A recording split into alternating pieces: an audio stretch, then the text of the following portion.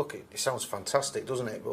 And it's this wonderful thing that we all want. But I mean, you're dealing with scale here in many instances, and you could have thousands of stakeholders, or at least hundreds, maybe even thousands in some of the things that I know you're working on. What if you can, I don't know, because there'll be quite a few.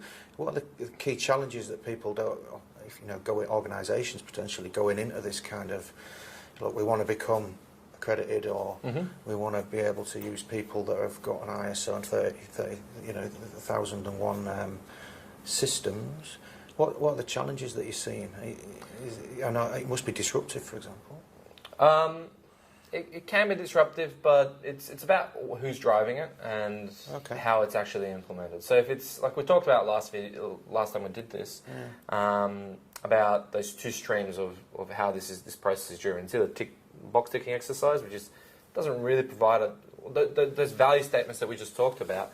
They're not going to really be realised because there's nothing behind it. It's just a surface level documentation box ticking exercise.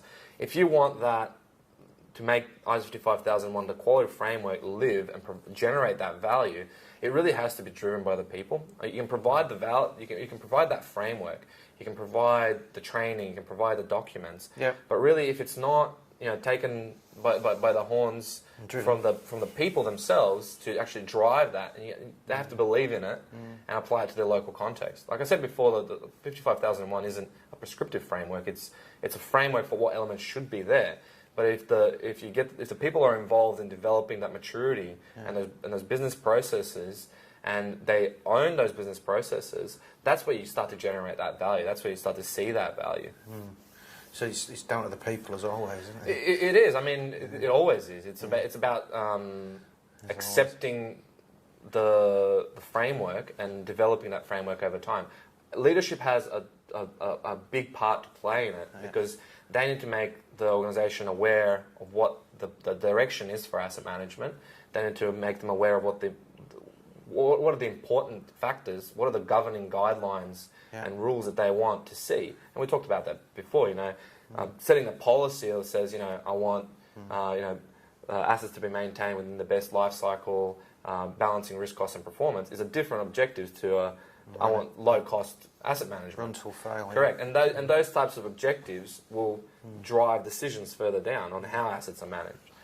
But there must be a big change management piece and transition there piece. Is. There's always a change management piece. It's almost bigger than the actual policy writing, I would have thought.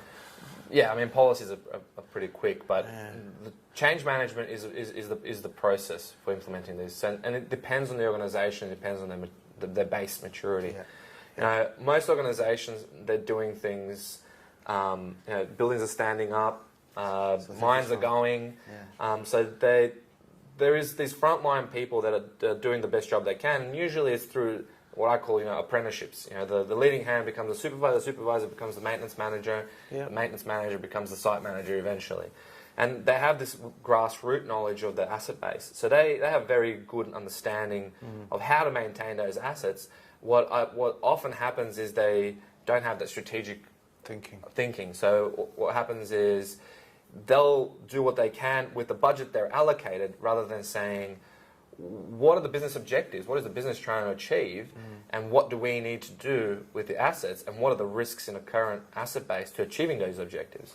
So I mean, the big thing then from what you're saying is generally what you're finding in the industry is people who have got the responsibility to make this thing work don't necessarily have the skills or have had the experience in some ways to understand or the involvement in that strategy. I think the better way to look at it is there is processes in place, they're just not documented, they're not standardised, they're not continually improved, and it's not systematic.